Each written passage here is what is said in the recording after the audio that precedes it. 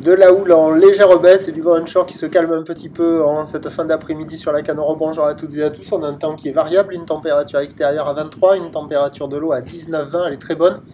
Une marée qui est actuellement en train de descendre, le plein bas est à 19h50 avec des coefficients petits des 37. Et sur cette marée qui est actuellement en train de descendre, le vent s'est calmé, hein, il s'est orienté à l'ouest, il est modéré, il y a deux beaux forts établis, des rafales à 3, le plan d'eau est ridé, à Clapot les phases de vagues sont ridées à lisse, les moutons ont disparu. La houle est-elle moyenne à longue de 9 secondes de période, orientée ouest à ouest-nord-ouest, elle est en légère baisse, bien multipique. Il y a un déferlement régulier à la hauteur de 1 m, 1 m 20. Série qui rentre fréquemment à la hauteur de 1,30, grosse série à la hauteur de 1 m 50. La barre est un peu moins facile à franchir, les vagues restent sélectives, réservées pour des surfeurs confirmés sur un plan d'eau qui est agité. Alors, les conditions, elles sont... c'est pas évident à dire. Le vent s'est calmé, certes, mais avec le descendant, là, ça déroule moins bien. Alors déjà et d'une, les bancs de sable sont pas terribles. Alors la droite là-bas, là, presque en face du banana, disparu. La gauche qui était pas trop mal tout à l'heure, là, en fin de matinée, là elle déroule beaucoup moins bien, elle est dans le courant. Il y a plein de gens qui se font embarquer par le courant, là, qui navigotent à droite et à gauche. Et puis la vague elle est dans le courant, elle déroule beaucoup moins bien. Donc il y a des fois les petites qui passent, des fois les grosses, des fois ça le fait pas. Il y a des séries ramassage, elles se prennent sur le coin du nez comme on a vu en début de vidéo. Et c'est pas la folie quoi. Après, du côté de la centrale, il y a toujours ce gros pic au large là où il y a 2-3 personnes. Mais la vague est plus rare avec le descendant, elle décale un peu mais il y en a quand même quelques-unes. Et là où j'ai vu les vagues les plus favorables, c'est en face de Océan Ride, vous allez les voir en fin de vidéo.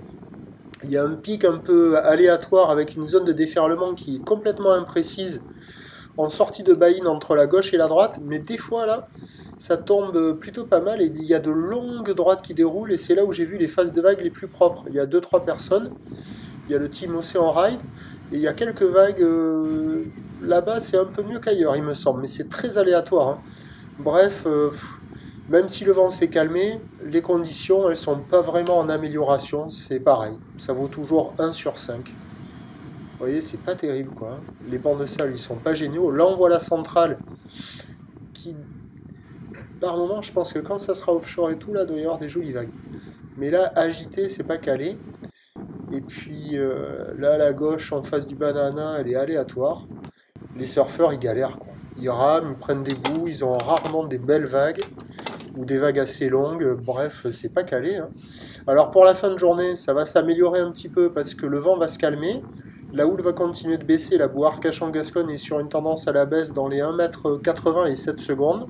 On aura moins de 1 m 50 en toute fin de journée, mais ça va rester quand même multipique et agité, avec des bancs de sable pas géniaux, ça va pas être fou quoi, hein. Mais bon, il y aura quelques bouts, ça sera un des meilleurs, ça sera le meilleur créneau du jour, hein. Mais bon, avec ces bancs de sable qui sont nazes, là, regardez, là c'est la gauche. Voilà. Pas terrible, hein. C'était presque mieux tout à l'heure quand il y avait plus de vent. Avec un moment de la marée presque sur le mi-montant, c'était mieux que sur le mi-descendant. Et on a l'impression que les bandes de sable ils sont en train de changer à vue d'œil là. Avec du courant partout, c'est pas évident. Bon, bref, session du soir pour les très motivés, vent faible et houle en baisse. Voilà. Pour ce qui est de demain, mercredi, là il y a une très jolie planche. C'est le retour du vent offshore avec un train de houle qui va s'amortir. La bouée côtière de Brest est stationnaire à 1,60 et 7 secondes. Et les prévisions pour demain, le mercredi 17 juillet, ça donne à 9h 1m30. Houle ouest-nord-ouest à ouest, 9 secondes de période, vent d'est 1,2. À 13h, 1m 1m20. Houle ouest-nord-ouest à ouest avec 8 secondes de période, vent d'est à moins de 1 Beaufort. Et à 17h, 1 mètre. Houle ouest-nord-ouest à ouest avec 8 secondes de période, vent de nord-nord-ouest 3-4. Demain, le meilleur créneau, c'est le matin. À partir de la mi-journée, le vent va hésiter, faiblir, tourner, rester offshore, ça sera encore bon. Et le plus mauvais créneau, il sera l'après-midi avec la brise de nord qui se renforcera sur la marée descendante. Demain, la marée sera haute assez tard, presque en début d'après-midi. Ça retiendra un petit peu le vent. Et là, on voit la droite en face d'Océan Ride. Vous voyez, là, vous vous dites, mais il est où le spot? Mais malgré tout, ils arrivent à partir dans les mousses et il y a des fois des longues droites avec des faces de vagues assez lisses. De quoi travailler, c'est presque le meilleur spot. Mais il est complètement improbable, quoi. Vous voyez comment ça fait? Et malgré tout, ils en ont eu quelques-unes là, Thibaut, Damien et Grégoire. Et il y en avait quelques-unes dans le tas. Donc ça paye pas de mine comme ça, mais c'est là où j'ai vu les surfeurs glisser le plus longtemps. Voilà.